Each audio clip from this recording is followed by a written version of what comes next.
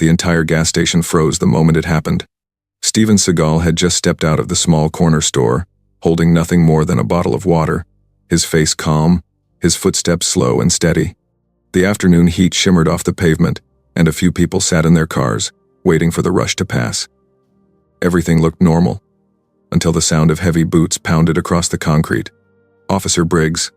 Everyone in town knew the man not because he protected people, but because he intimidated them. He walked like the world belonged to him, chest out, sunglasses on, chewing gum like he owned the air he breathed. And that afternoon, he had spotted Steven walking out of the store. "Hey!" he barked, loud enough to make a woman drop her drink. "You! Stop right there!" Steven paused only because a grandmother nearby flinched at the officer's voice. He didn't look scared, just surprised. Calm, still as a stone. Briggs stormed toward him, closing the distance with the confidence of someone who had never once been told no. People sitting at the pump slowly rolled down their windows. The cashier inside pressed both hands to the glass. A teenager already had his phone out recording. Steven simply asked, "Is something wrong, officer?" But Briggs didn't want answers. He wanted a reaction. Without warning, without even speaking, he swung his leg up and kicked Steven Seagal directly in the face. Gasps exploded across the parking lot. A man dropped his soda. A kid screamed. A woman covered her mouth as if she had witnessed something unforgivable. Steven didn't fall. He didn't stumble. He didn't even raise his hands. He just absorbed the blow like a mountain absorbs the wind. Briggs grinned, expecting fear, maybe anger. But he got nothing. Just a quiet blink from Steven, a blink that made the officer's confidence shake for half a second. And that tiny crack in his ego enraged him even more. "You think you're tough?" he snarled, stepping back to strike again. "Let's see you stay calm after the next one." The crowd held its breath. Briggs lifted his leg higher, faster, aiming for Steven's head again, the kick that was supposed to humiliate him, knock him down, teach him a lesson. But this time, Steven moved. A single motion. A blur. A shift in the air. His hand shot up calm, controlled, and he caught the cop's leg in midair, holding it effortlessly, like it weighed nothing. And in that frozen second, the entire world seemed to stop. Moments before Officer Briggs delivered that first reckless kick, the day had been painfully ordinary, the kind of slow, hot Friday afternoon where people just want to fill their tanks, grab a cold drink, and go home. The gas station sat at the edge of a small, quiet town, surrounded by dusty fields and a long stretch of road that led to nowhere special. A few cars were parked at the pumps, and a gentle breeze swayed the faded plastic flags hanging above the station's roof. Inside the store, Steven Seagal moved patiently through the aisles. He wasn't dressed like a celebrity, or a martial artist, or even someone important. Just jeans, a worn-out brown jacket, and boots that had seen too many miles. No entourage. No noise. Just a man minding his own business, as quietly as a shadow walking in daylight. He picked up a bottle of water, nodded politely at the store owner, and set it on the counter. "You passing through, friend?" the old owner asked. Steven gave a small smile. "Just traveling. Needed a break from the road." The owner nodded. "Well, you picked a calm place for it." If only he knew how wrong that would be. Outside, Officer Briggs was circling the station like a predator searching for prey. He wasn't supposed to be on duty here. His assigned patrol was on the other side of town, but Briggs liked stopping at this gas station. Why? Because people here were quiet, easy to intimidate, easy to bark orders at, easy to control. Briggs measured his worth in how much fear he could create. Most officers wore their uniform with pride. Briggs wore his like a threat, a bright, shiny excuse to act on his worst impulses. The moment he saw Steven step out of the store, calm, slow, peaceful, he felt something inside him twist. He didn't like people who didn't look scared. He didn't like people who looked unbothered by him. "Who does this guy think he is?" he muttered to himself. He took a final step forward, his boots crushing the gravel, and yelled, "Hey, you, stop." The shout was so sharp it sliced through the air. Conversations died. A mother pulled her child closer. A man filling his tank froze with his hand on the nozzle. The older store owner's shoulders dropped as he watched from inside, as if he had seen this exact scene unfold too many times before. Steven stopped walking, not because he was intimidated, but because he didn't want the elderly lady nearby to get startled again. His eyes were gentle, his posture relaxed. He didn't even bother turning fully toward the officer. "Yes, officer," he asked. That was the spark. Briggs didn't want calm. He wanted fear. His chest puffed out, his jaw tightened, and he marched forward, jabbing a finger in Steven's direction. "You think you can stroll around here like you own the place?" He snapped. Steven blinked, confused. "I'm just buying water." "Oh, is that so?" Briggs mocked. "Buying water? Or casing the store?" People exchanged uncomfortable looks. They'd seen this pattern before. They knew what came next. And yet, despite knowing, none of them dared step forward, except maybe the teenager recording. He whispered under his breath. "This cop's picking the wrong guy today." But he still kept filming. Steven raised his hand slightly, not defensively, just peacefully. "I don't want any trouble," he said. "I'm simply passing through." Briggs scoffed. He hated that tone, that calmness. It felt like Steven was refusing to acknowledge Briggs's power, and for a man like him, that was unforgivable. "You look like trouble," he snapped. "People like you always act innocent until they're caught." "I haven't done anything," Steven replied softly. But soft words are useless against a loud ego. Briggs shoved him. Hard. The gasp that followed came from every direction. Even the birds seemed to stop moving. Steven barely shifted. His boots seemed rooted to the earth. He didn't retaliate. He didn't tense up. He simply exhaled a slow, patient sigh. Briggs shoved him again, harder this time. Still nothing. That was when Briggs's rage snapped. He wanted a reaction. He needed one. But Steven wouldn't give him what he craved. In his mind, that was disrespect. And disrespect deserved punishment. "You think you're tough?" Briggs growled, stepping back. "Let's see how tough you are." People braced themselves. The teenager whispered, "Oh no, he's gonna hit him." The grandmother near the pumps shut her eyes. Then, with no warning, with no command, no attempt at protocol or restraint, Briggs lifted his leg and delivered a full-force kick directly to Steven Seagal's face. That was the moment everyone would remember. That was the moment the story changed direction. And that was the moment the crowd realized the officer had no idea who or what he had just challenged. Because Steven Seagal didn't fall, didn't stumble, didn't even flinch the way a normal man would. He simply stood there calm as a mountain in a storm as the dust around them settled. That was the moment part 1 ended. But the real story had just begun. For a full 5 seconds, no one breathed. The sound of Officer Briggs's boot smacking Steven Seagal's face still echoed in the air, like a slap against the entire town's conscience. A few people flinched. A toddler started crying. Even the desert wind seemed to pause, unsure whether it should keep blowing. But the most stunned person of all was Officer Briggs himself. He expected the man to fall. He expected him to shout. He expected fear, anger, pain, something. Instead, Steven just blinked. A calm, measured blink. The kind people make when dust gets in their eyes, not when a police officer kicks them across the face. Briggs's jaw tightened so hard a vein popped on his forehead. His pride, already fragile, cracked under the embarrassment. People were watching. Phones were recording. And Steven's unshaken stillness made Briggs feel weaker than he had felt in his life. How did you not fall?" he snarled, stepping backwards. Steven didn't respond. Not because he couldn't, but because he didn't see the point. His silence was gasoline. Briggs's ego was the match. "You trying to challenge me?" Briggs barked. "Think you're some kind of tough guy?" Steven's answer was quiet, respectful, almost gentle. "You're making a mistake, officer." The crowd froze again. Briggs heard the words, simple words, soft words, but in his head, they sounded like a threat, like defiance, like disrespect. He saw the teenager still recording, the store owner shaking his head in disappointment, the grandmother whispering prayers under her breath, and the humiliation burned deeper than the midday sun. "I'll show you, mistake," Briggs hissed. He took 2 steps back, planting his feet firmly, preparing for a second kick, harder, higher, faster.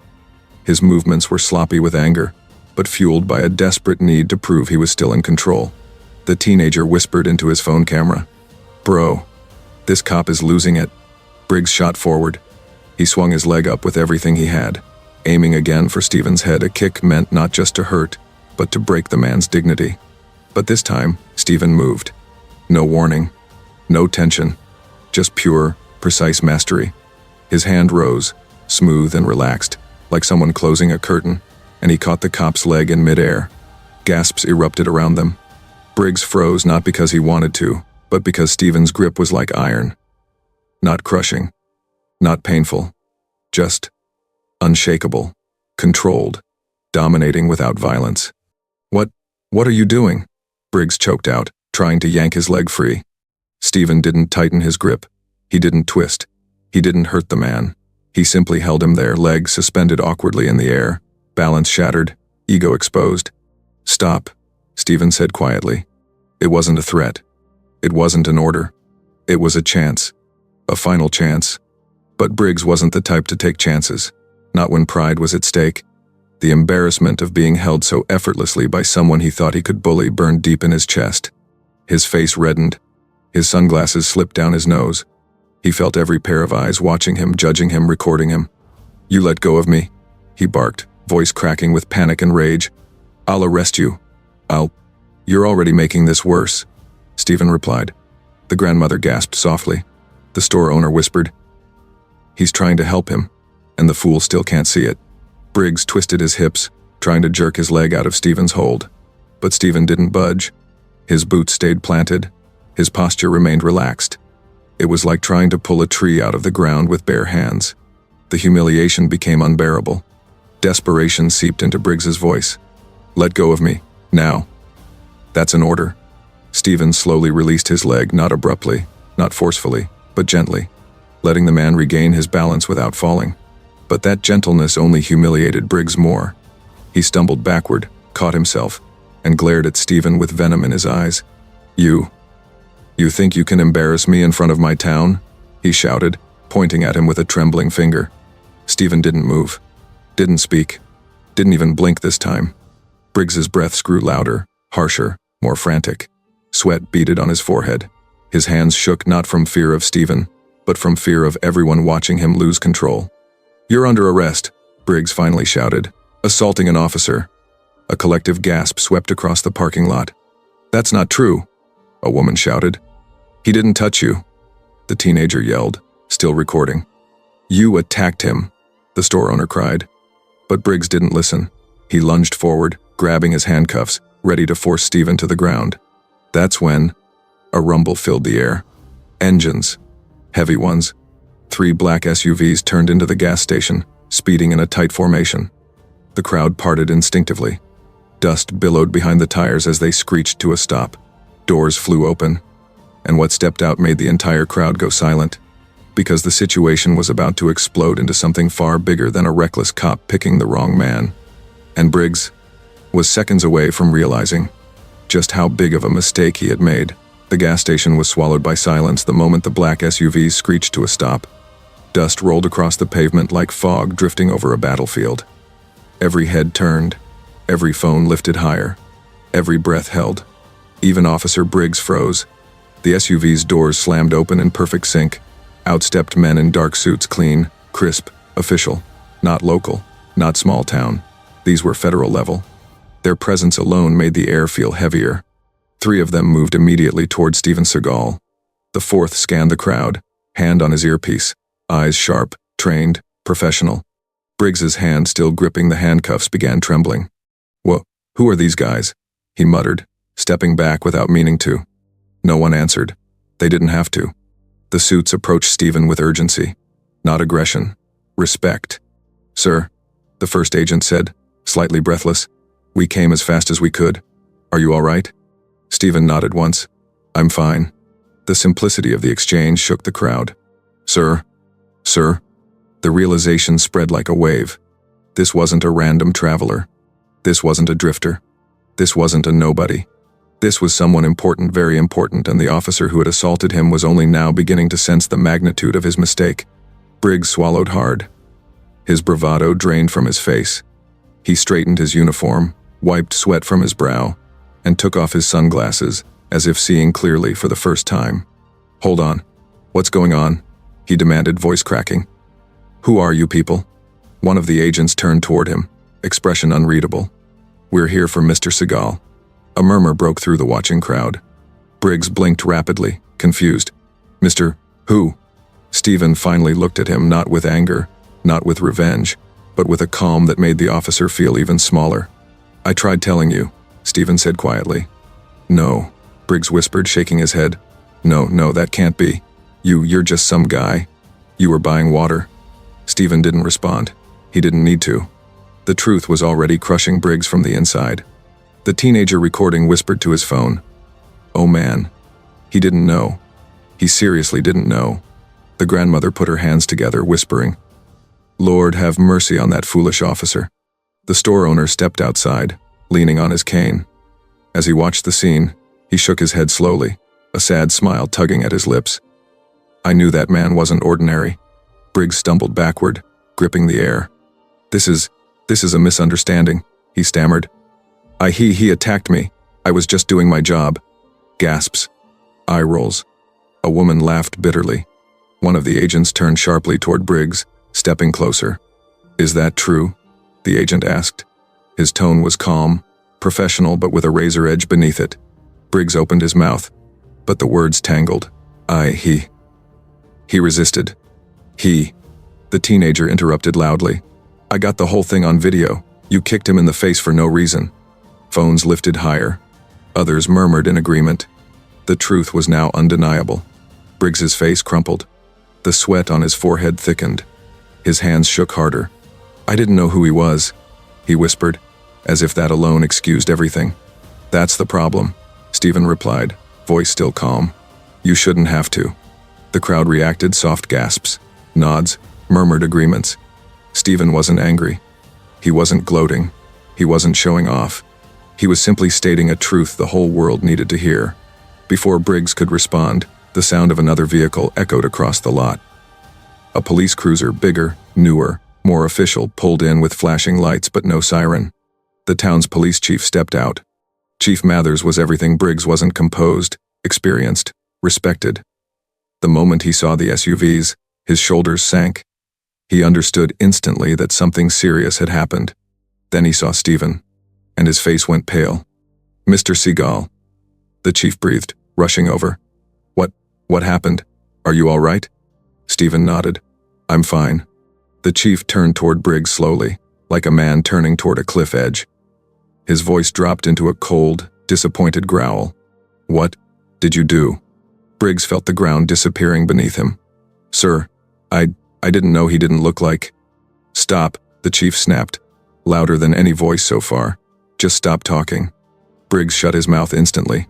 The chief looked around at the crowd, at the recording phones, at the shaky officer, at the agent standing protectively near Steven, and his heart sank deeper. This is bad, he whispered, more to himself than anyone else. This is very, very bad. He approached Steven again. Mr. Seagal, please accept my deepest apologies. My officer had no right to treat you like that. He will be held accountable immediately. Steven didn't smile, didn't soften, didn't gloat. He simply nodded once. This was never about who I am, he said. It's about how he treats people. Those words hit harder than any punch. Briggs's knees weakened. The truth had cornered him. Everything he had built his false authority on was collapsing. And the worst part was, the real punishment hadn't even started yet. The crowd gathered even tighter now, forming a wide ring around the gas station lot. Phones were raised like a field of glowing fireflies. No one blinked. No one dared speak above a whisper. Everyone knew they were witnessing something big, something that would explode far beyond this dusty little town. Officer Briggs stood in the center of it all, trembling. His badge gleamed in the sun, but for the first time in his life, it felt worthless. He looked at Steven Seagal again. Really looked this time. The calmness, the stillness, the quiet strength, the way the federal agents hovered near him, like protective shadows. None of it made sense to his ego, but his instincts finally screamed the truth. He hadn't attacked a random man. He'd attacked someone untouchable. Chief Mathers took a long breath, trying to calm the chaos inside himself. Mr. Seagal, he said again, as if confirming to himself that the man truly stood before him. Sir, you didn't come here unannounced, did you? Steven didn't answer. But the agents did. No, he didn't, the lead agent replied. We were scheduled to meet him at headquarters 30 minutes from now. A ripple of whispered shock spread through the crowd. Headquarters. Not a training center. Not a community hall. Headquarters. Chief Mathers felt the blood drain from his face. Lord, don't tell me. The agent nodded. Yes, Steven Seagal has been appointed as a tactical training advisor for federal law enforcement. Today was supposed to be his first field orientation with your department. The crowd gasped, loud enough to echo. Briggs staggered back like he'd been punched in the chest. No, no, no, no, he whispered, shaking his head violently. This is some kind of joke. He's just a guy who walked out of a store. Sir, the agent said coldly. You assaulted a man who outranks you in every possible way, professionally, tactically, and federally. And morally, the store owner added under his breath. Briggs's face twisted with panic. This isn't fair. He didn't identify himself. He didn't. Steven finally cut in, his voice low and quiet. You never asked. 6 simple words. 6 words that shattered Briggs completely. The teenager recording whispered into his phone. Oh man, that officer is done. Chief Mathers stepped between them, unable to hide the fury in his eyes. Officer Briggs, he said, barely containing himself. You've embarrassed this department. You've assaulted a federal advisor. You've humiliated an innocent man in front of half the town. Do you understand how bad this is? Briggs swallowed hard, but his voice cracked like breaking glass. I didn't know. I swear, sir. I thought he was. He looked. The chief cut him off sharply. Say it. Go ahead. Say what you thought he looked like. Briggs froze. His throat closed. He couldn't say it because the entire crowd already knew. He judged Steven by his clothes, by his silence, by his calmness, by his refusal to bow to intimidation. That's what I thought, Chief Mathers growled. One of the federal agents stepped forward, holding a sealed folder. We have documents Mr. Seagal needed to sign with the department today, he said. He was supposed to be escorted by your officers into headquarters, not assaulted in a gas station parking lot. Briggs felt the world close in around him. He stepped backward and bumped into a signpost. His breathing quickened. His hands shook uncontrollably.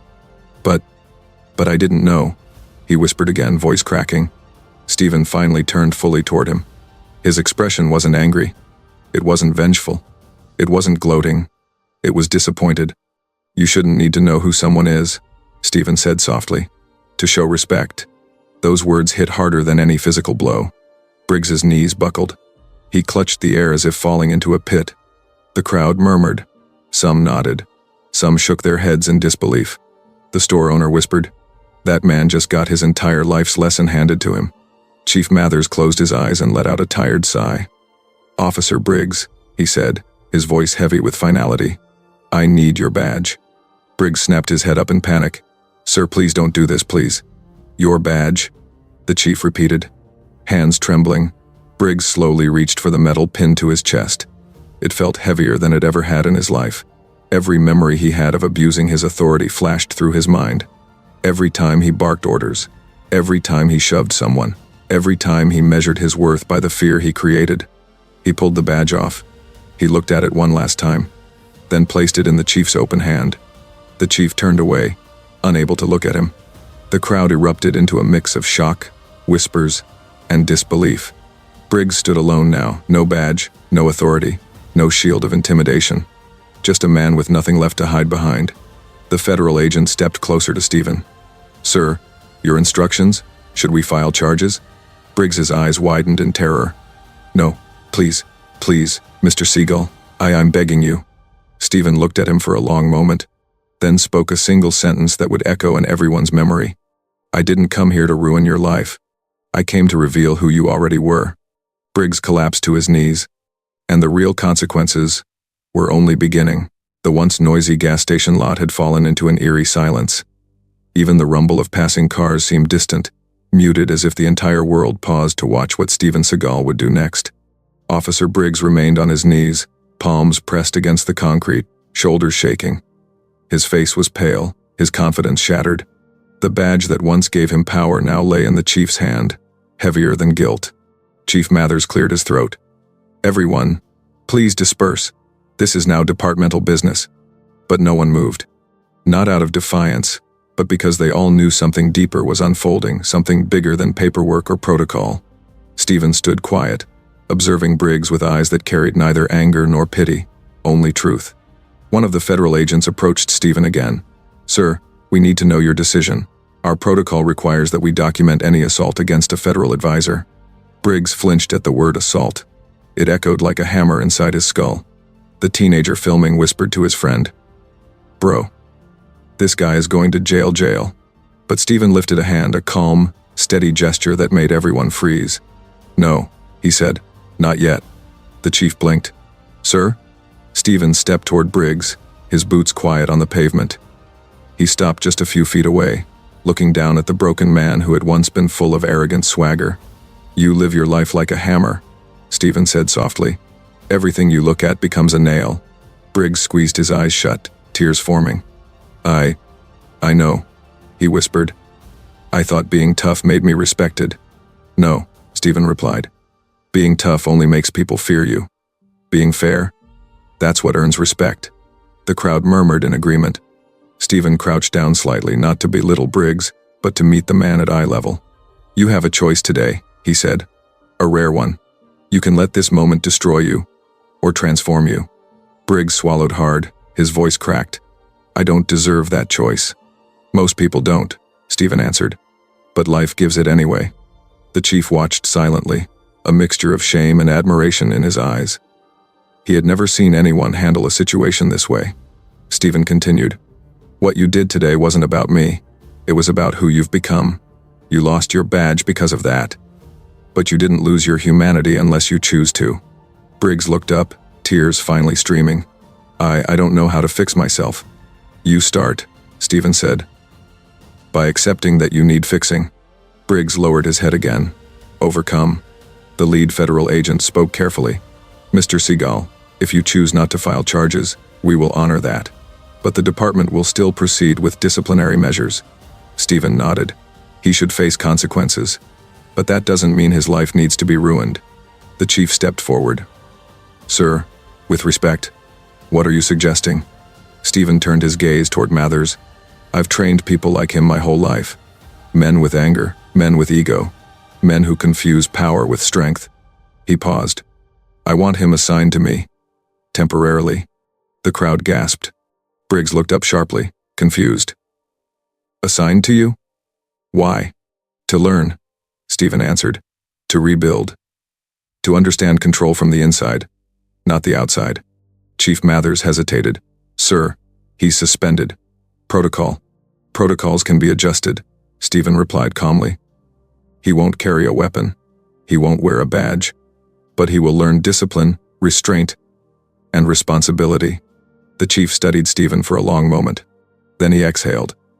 "If that's truly your wish, we can arrange supervised training hours." Briggs looked stunned. "Why? Why would you help me?" Steven stood upright again, his shadow long across the pavement. "Because sometimes," he said, "the people who fall the hardest are the ones who need guidance the most." Briggs looked down, overwhelmed. I don't deserve forgiveness." "I'm not offering forgiveness," Steven said. "I'm offering a chance to change." The crowd remained completely silent, every person holding their breath, absorbing the moment. The federal agent turned to the chief. "We'll draft the paperwork. He's under your jurisdiction, but under Seagal's training authority." Briggs wiped his face with the back of his hand. "Sir, I'll work. I'll do anything. I just don't want to be the man I was." Steven nodded. "Then we start tomorrow." The chief placed a hand on Briggs's shoulder. "For what it's worth," he said, voice softening, "I hope you take this seriously. You're lucky most people never get another chance." Briggs nodded silently. As the crowd began to disperse, whispers filled the air. "He's getting trained by Steven Seagal? Man, that's insane. He's lucky. Most officers would have gone to jail." Steven turned to leave, but the store owner called out, "Mr. Seagal?" Steven paused. The store owner lifted his chin in gratitude. "Thank you for showing everyone what real strength looks like today." Steven gave a small nod. "Strength," he said, "isn't how hard you hit someone. It's how you stop yourself from hitting when you could." The crowd nodded, letting the lesson sink deep. As Steven walked toward the federal SUV, Briggs slowly stood behind him, not a man of authority anymore, but a man beginning a long journey back to humility. Tomorrow, everything would change. And for the first time in a long time, Briggs hoped it would. The sun began to dip toward the horizon, painting the small town in warm golden light. Shadows stretched long across the gas station lot where just hours ago, chaos had erupted. Now, the space was quiet, almost reverent. People lingered, whispering to one another, sharing what they had witnessed as if it were a once-in-a-lifetime event. Officer Briggs remained on the edge of the lot, his uniform hanging loosely on his shoulders, badge long gone. He stared at the ground, trying to process everything. The adrenaline, the shame, the humiliation, and unexpectedly the clarity he had gained. For the first time in his life, he could see the truth of his actions without the cloud of ego. The crowd, dispersed but attentive, still watched as Steven Seagal walked toward the waiting black SUVs. His stride was slow but assured, calm but commanding. Every step seemed measured, deliberate, as if he carried the weight of years of discipline and experience with him. Yet not a trace of arrogance. The store owner approached Steven carefully. "Sir," he began, voice trembling slightly. "Thank you. Thank you for showing us all what real strength looks like. Not just the fighting, but the way you handled him. And even us." Steven turned and gave a faint, almost imperceptible nod. His voice was calm, steady, and carried a quiet authority. "True strength," he said, "isn't about domination. It's not about being feared or being louder than everyone else. It's about knowing when to act and when to stay silent. Control over yourself is worth more than control over others." People around him murmured in agreement. The teenager recording held his phone down for a moment, shaking his head in disbelief. "Man, he's a legend," he whispered. Officer Briggs, still on the edge of the crowd, listened carefully. Every word Steven spoke pierced deeper than any slap, kick, or public humiliation ever could. The lesson wasn't in pain or punishment, it was in reflection. Steven's gaze swept over the crowd, landing on those who had stayed calm, respectful, or simply observed quietly. His voice softened slightly, just enough to reach everyone, without losing its weight. Respect isn't something you show only to those who hold power, money, or titles. Respect is something you give to every person you encounter, especially when no one is watching. Briggs's shoulders slumped. He finally understood. The man he had attacked wasn't just a celebrity or a fighter, he was a teacher. Not of kicks or grappling, but of life, of humility, and of dignity. And the man had chosen to teach without anger, without revenge, without cruelty. The federal agents called Steven back to the SUVs. He paused, looking once more at the gas station. The people, the town, and even Briggs. His voice carried a quiet authority, almost a whisper over the breeze. "You can't change the past, but you can choose what you do next. Choose respect, choose humility, choose responsibility." With that, he stepped into the SUV, doors closing behind him. The engine hummed, and the vehicles began to move, leaving the lot behind. Dust trailed in their wake, settling slowly, like the final punctuation on a sentence that would be remembered forever. The people left standing stared after him in silence. Some nodded, some wiped tears, some shook their heads in disbelief. But everyone carried the same thought. True strength isn't loud. True power isn't shown with fists. True respect is earned, not demanded. Briggs stayed where he was, thinking over the day's events, replaying every action, every choice. For the first time, he felt the weight of responsibility without the false shield of arrogance. He didn't know how long it would take to rebuild himself, or if he would ever fully regain trust, but he knew this. His journey had begun. The store owner turned to his remaining customers, who had gathered cautiously. "Remember this," he said quietly. "Not because of what he did to the officer, but because of how he taught everyone else. Strength isn't punching. Strength is knowing the value of respect." The crowd began to disperse. Whispers of incredible, legend, and lesson of a lifetime floating into the evening air. And for the small town, that day would be remembered not for the chaos, not for the fear, but for the lesson Steven Seagal silently delivered. Humility and respect are the true measures of power. Briggs finally turned to leave, head down, shoulders heavy, but with a spark inside him that hadn't existed before. It was the first real step toward understanding, toward change, toward something better. And somewhere, in the fading sunlight, a single truth hung in the air. The world doesn't need more people who strike first or shout louder. It needs more people who know when to pause, when to respect, and when to lead silently. If you believe in the power of humility, the strength of kindness, and the value of respect, type "respect" in the comments. And share where you're watching from, because moments like this remind us all why we need to stay human, no matter who we meet.